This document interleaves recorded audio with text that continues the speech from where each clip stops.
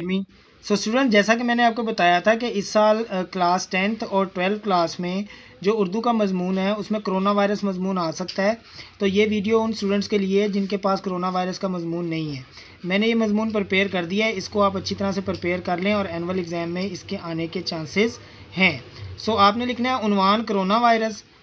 Corona virus, जिसे आमतौर पर कोविड-19 के नाम से जाना जाता है, एक मुतअद्दी बीमारी है। कोरोना वायरस एक छोटा मगर मुहलक वायरस है। ये वायरस इंसान के जिस्म में दाखिल होकर निज़ाम तनफ़ुस को मुतासर करता है। कोरोना वायरस की शनाख्त दिसंबर 2019 को चीन के शहर वुहान में हुई थी।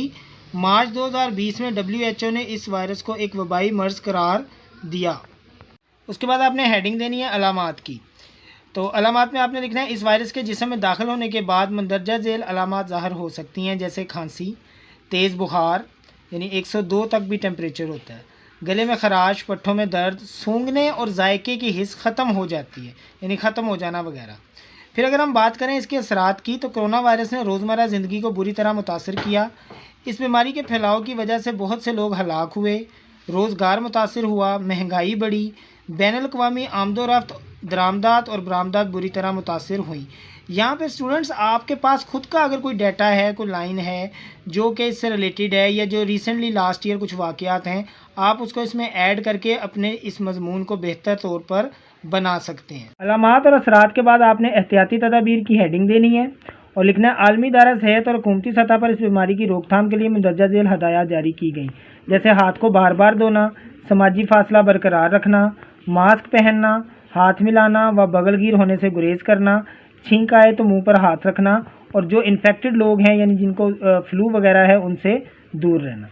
वैक्सीन का आपने जिक्र करना है कि इस बीमारी की ताहाल कोई वैक्सीन दस्तयाब नहीं, ताहम हुकूमती सतह पर लोगों को क़ुव्वत मुदाफ़त बढ़ाने के 2 डोज़ लगा दी गई हैं, यानी कुछ इम्यूनिटी बूस्टर्स लोगों को लगाई गई हैं ताकि वो इसके अचानक हमले से बच सकें।